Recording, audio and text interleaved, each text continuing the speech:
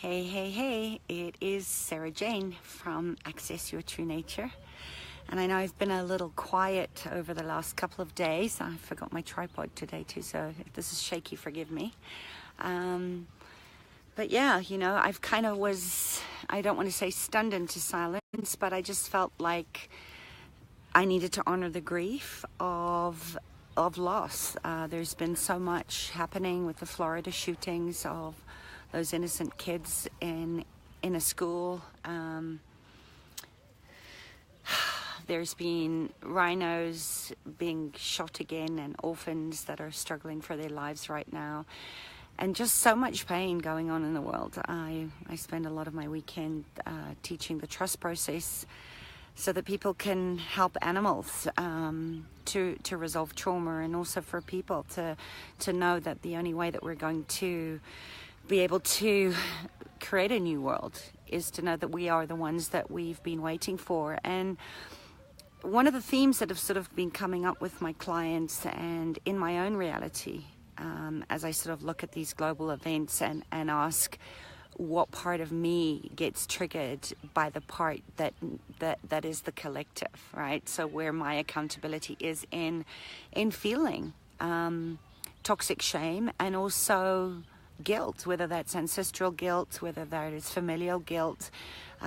Just where is guilt healthy, and where do we use guilt as a distractor implant? Because this is one of the ways I always say that any kind of low vibrational thoughts create the feelings. Our body follows the mind, and often the things like blame, shame, regret, guilt, they're all designed to distract us. They're programs that are designed to distract us from actually looking at widening our perspective and saying, what would love do if I was living in alignment with my soul's calling? What contribution can I be to change this toxic shame and this guilt that's got so many people running on the defense, rather than looking at how can I be in allowance of what's going on and find the part and pieces of myself that resonate with feeling guilty, that maybe you're not doing enough, which is a common one for me.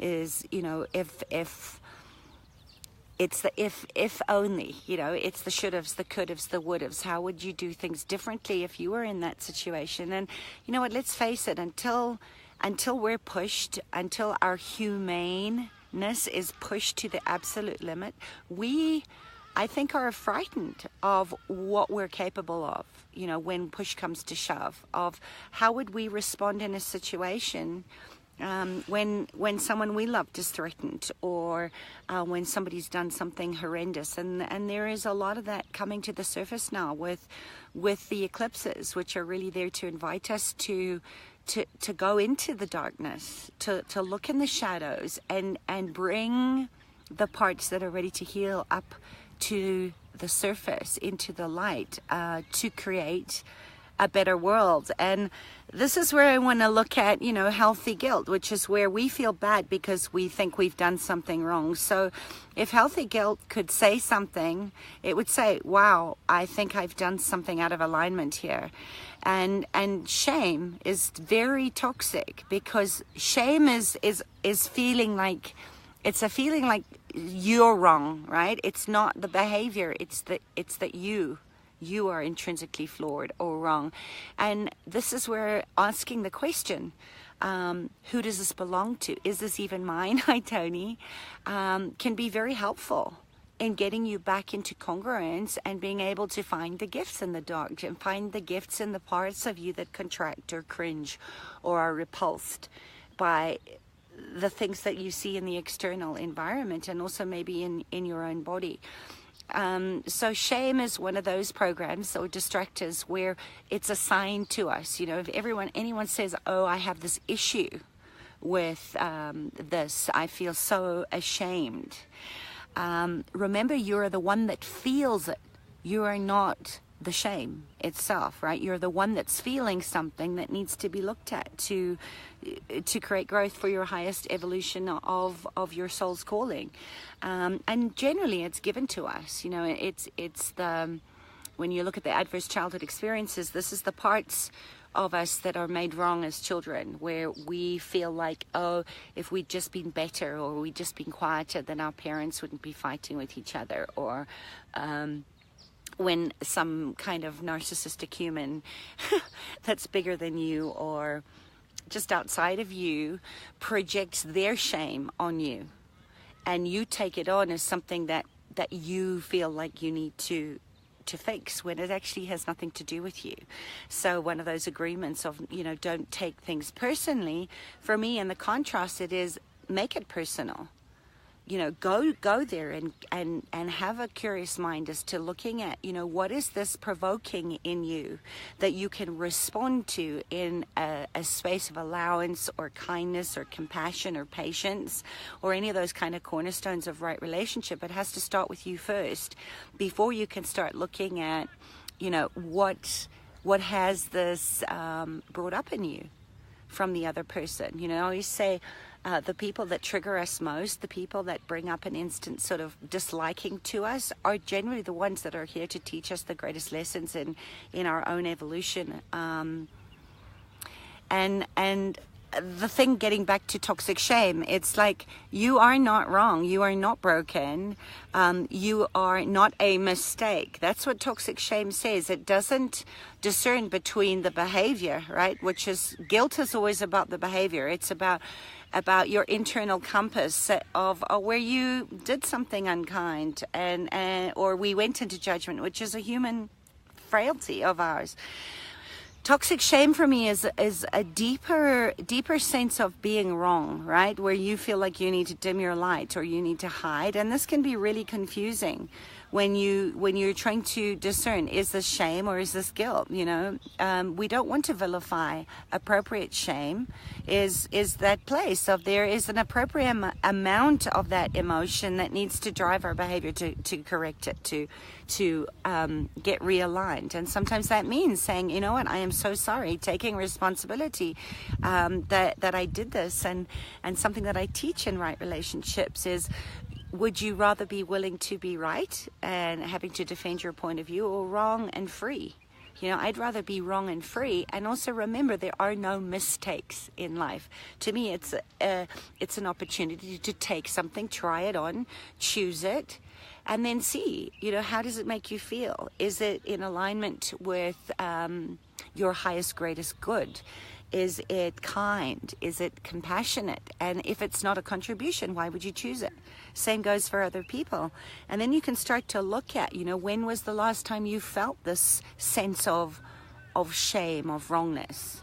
And going back to, whose voice was it that you heard? This is how we start to heal the unresolved trauma, by getting to the root cause of what or who created that disharmony in you that stops you from actually staying in your truth and standing for what is good and right and meaningful for you. We have to really be willing to look at what matters to you and then be willing to swim upstream regardless of what's thrown at you. And I think, like I said, what the confusing part is that we have these inner saboteur voices, and I talk about these a lot in the shadow dancing class of projections and assumptions, is that inner critic, that inner mean girl or boy is really your conscience saying, hey, you know what? That was not okay, what you did. You might want to push pause and look at it. But if you've got an inner voice that's constantly putting you down, your own inner narcissist as an archetype, that's really shame disguised, pretending to be conscious. It's not you. So I want to just spend some time really looking at some of the ways you can get very clear and mindful and identify the difference between shame and healthy guilt, right? Not all guilt is born equal, neither is shame. And one of the ways you can do this is look at self-destructive behavior. Think about how much of that sort of inner self-sabotage you do in your life. What are you addicted to? Are you abusing your body? Are you acting in a risky fashion in relationships? Are you pushing the people that love you away? All of those are versions of self-destruction. And your inner mean critic, if it's always going, if you constantly are hearing that voice telling you, oh, who do you think you are? Or what do you think you're doing? And all of that, a lot of times, and this is kind of a side note on today, but I kind of follow the energy on these. They're not scripted. But one of the things that often comes up too is that if you constantly hear, oh, you're stupid, which is the voice that I used to hear after living with a covert narcissist for a long time, I got to the point where I actually had been so worn down, I was so in doubt that I actually didn't recognize that the voices that I was hearing that was saying, oh, you need to go kill yourself. Oh, you're so stupid. Who do you think you are? You would never talk to yourself as a you. You'd talk to yourself in the first person, right? So a lot of times if I hear you, and I say this to my clients as well, what is the voice? Is it in I? Is it in the singular? Or is it as you, as somebody speaking to you? Because a lot of times what I find is this is an entity attachment. This is as some kind of entanglement. This is some kind of soul contract where we are so entangled and enmeshed in the programming of other people's projections and assumptions that we lose our inner voice of reason. We don't know who we are anymore because we're not running the show, somebody else is. So being able to clear entities is a very simple thing. Even my child, when she was 3 or 4, could do this. And it's very simple to do. It's just like, ask, who is this? Who are you? Know that it's not your voice, right? It's not the kind, compassionate, all intuitive, knowing being voice that has experienced versions of persecution, versions of being made wrong, versions of punishment in other lifetimes, and that intrinsically that fear is not your fear, right? Take it with all the crazy people that are doing crazy things in the world. Hurt people, and animals. And I dream of a world where we return to trust, where we actually start to realize that the kindest thing that you can do is to go into the shadows and look at what is your inner saboteur voice saying? Who does that belong to? What is the value of having that lead you in your life and away from a place of expansion and contribution? So, take a look at that in your own life. And look at, what are the things that you're actually doing, or is this something that someone else is doing to you that's creating you to feel ashamed? And where you've been shamed by people that you've perhaps trusted, were there to support you and found out that they weren't. So if you have a lot of toxic shame in your life, you want to look at that. And then another really good question is you've got to get really honest about what you're saying and the way you're thinking about things, and where are you lying to yourself? Where are you actually trying to make a lie true for you that's actually a lie? This is the programming where we're defending the rightness of our point of view that actually isn't our point of view. So ask, where are you lying to yourself? And then look at, what are you truly afraid of? Are you in a place of fear of abandonment that keeps you away from relationships? I mean, how many times I can relate to this one, where I've ended relationships because I wanted to be the one that kept my happiness, or decided not to get hurt before the other person hurt me, and before I even knew who they were or who they knew who I was. And then another question that I've been asking is, where are you feeling chronically lonely and separated, because people that have suffered from adverse childhood experiences, that are always walking on eggshells, that couldn't be themselves, and because they were told that they were shameful or bad or not acceptable, you're going to distance yourself from other people. This is where isolation is one of the narcissist's greatest tools. It's just like, if you're separate, no one actually gets to know you. And this is the deep, dark secrets that we're told that we need to be ashamed of. And where, if you have had abuse, emotion, verbal or sexual abuse, this can also profoundly impact dis-ease, disharmony, self-sabotage, patterns later on in life. So you want to look at, where did you experience traumatic events as a child, or maybe now as an adult, where you were blamed or told that this was your fault. An example of that is maybe you were in a car accident and everybody else died and you lived, and you feel like, there's guilt on that. Or so many of the men that I speak to that have been in the army and have PSTD, they're ashamed of some of the things that they had to do in the army. So, this is where we have to look at choice, and also go back to childhood, where if you had a parent that constantly vilified you and shamed you and demeaned and belittled you and said, oh, I'm so ashamed of you, or, you're not my child, or how could you do that? What were you thinking? This is the ambivalent or avoidant parent that's still hurting themselves. My father was very mean to my older sister. He constantly criticized her in her teenage years, and he made her feel ashamed at her weight. He'd ridicule her if she gained weight. He ridiculed her and demeaned her, that she chewed too loud. Everything she did was never right.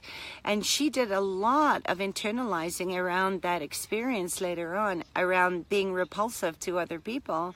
And she, my sister had some weight issues growing up and into her adult life. And when we started to unpack a lot of this shame and a lot of this wounded feminine, because she realized it wasn't ever her, it was her father that made her inner critic so brutal. And I have 3 sisters. We all had various versions of stories that made us feel terrible, because we were never enough for our father.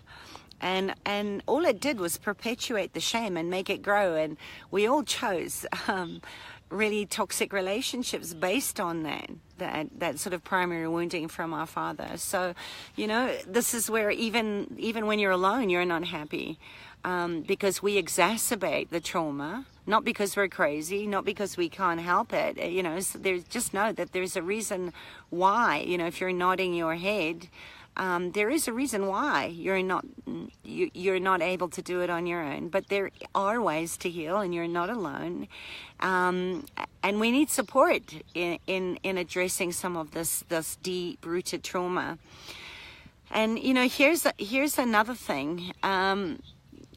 With toxic shame, it's toxic because it eats you up on the inside unless you start looking at it. And I want you to know too, it takes time. Although time does not heal, it conceals. So I'm not talking about time in that aspect, but I just want you to know that it is fixable, right? You're not broken. This is just about understanding and what's going on with you, and alleviating some of this heaviness of this shame that you've been carrying around that wasn't yours to carry that way. And you don't deserve to feel that way. You really, truly don't. You are enough. You always have been, and it's just about uncoupling and disentangling from some of these old beliefs and lies that you've been maybe trying to make true forever. You're nodding your head, Anjana. Yeah, they're deep, deep wounds. That's why we end up self-inflicting the cycle of abuse unless we actually get support with this. So just remember, these neural pathways run really, really deep. And they get triggered really, really easily. So if someone's saying something to you that they're not meaning to shame you or make you feel bad about yourself, but can be quite manipulative if you can't see it for what it is. It's just like you might react in a very exaggerated, shameful way that they're rejecting you. You know, if they're saying, you know, could you just call me if you're going to be running late? You know, that's a reasonable ask. In fact, that's about staying in integrity. So the awareness piece is where we need to get really mindful about this and what it provokes in us when people just ask us a simple request like, you know, let me know if you're running late today, and then just take a deep breath and respond from the space that's loving and kind, from this present moment. You know, if this is a good friend that's just asking you, hey, you know what, just call me if you're running late. No, she's not there trying to shame you. She's just has healthy boundaries, right? And this is where the boundaries part come in, of we need to know what we're willing to do and what's reasonable and what's unreasonable for you, and then moving from there. That's the deal and deliver. And the second part of that is that we have to really be aware of our internal dialogue, of our self-saboteur voice, that and how we're speaking to ourselves. If you're internalizing the language of the narcissist father or the ambivalent mother, you don't need to keep that shaming language going. Just know, oh, wow, there you are. Thanks, Dad, for reminding me that this is not what I'm choosing. You know, don't just accept it and get really committed, right, to not go there again, because that is not kind. That is not what love would do. And this is where, when we're aware of the languaging, we get to be able to flip the script into compassion, into allowance, into patience. It doesn't need to be reserved just for other people. In fact, the kindest thing you can do is be loving and compassionate to yourself. If you make a mistake, just say, you know what, I'm so sorry. I'm tired. I screwed up. How can I make it up to you? You know, be willing to, you know, to be kind with yourself. Don't reinforce your fear and think that you're monumentally broken with this toxic shame that's been running your life. Daisy, come. Yeah, so, sorry. That's what you call a pattern interrupt. My dogs are barking at another dog. So just look at, you know, where are you on your journey? Where do you need to deepen into forgiveness? And how can you start to heal all of this toxic, extraneous shame that's been given to you? It was never yours. You didn't come in feeling like you were ashamed. Someone assigned that to you. And this is, you know, when we start looking at global events like the ones that have just happened with the Florida shootings and you know, rhino poaching, and I saw something about the lions the other day in a reserve that had their legs chopped off and must have suffered terribly for goodness knows what, you know, horrendous crimes. And it's very difficult.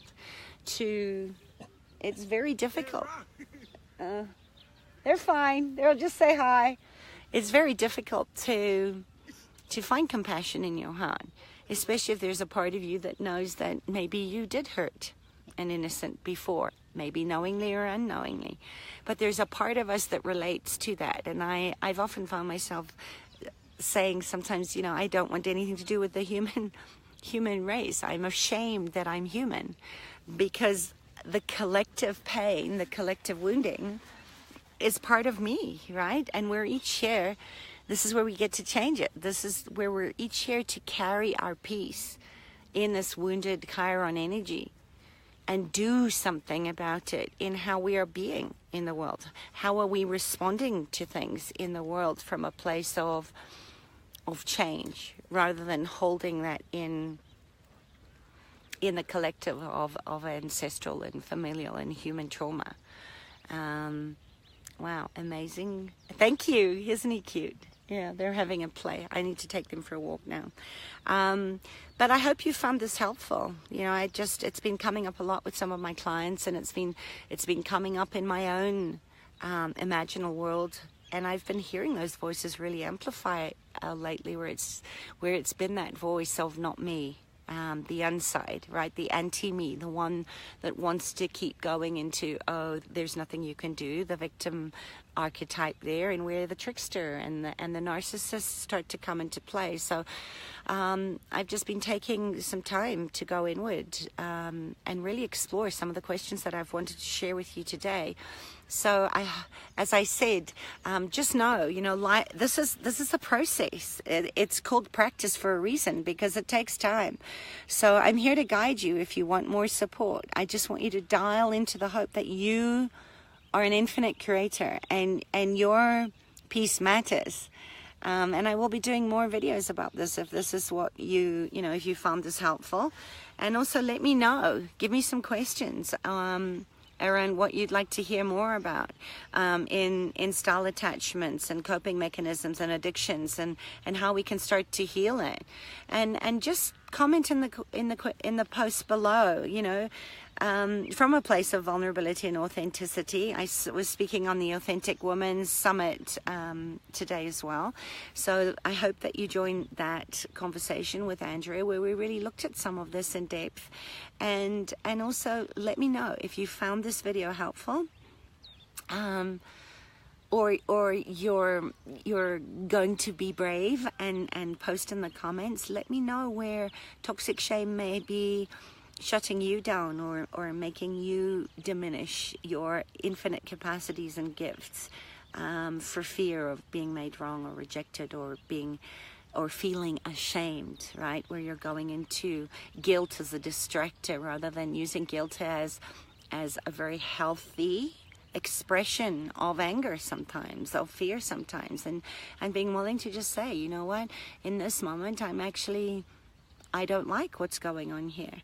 And really owning that and being accountable for the part of you that's willing to commit to doing something different, as a lighthouse, as a beacon of inspiration for others to say, wow, if I can choose one small step to change old habits and break the pattern of the lies and the limiting beliefs and destruction, how many other people would be willing to do the same?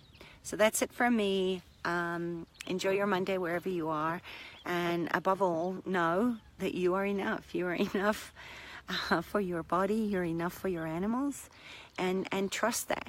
Just trust that when we deepen into holding ourselves in this place of illumination, we get to contribute to that to other people too. All right, take care. Bye.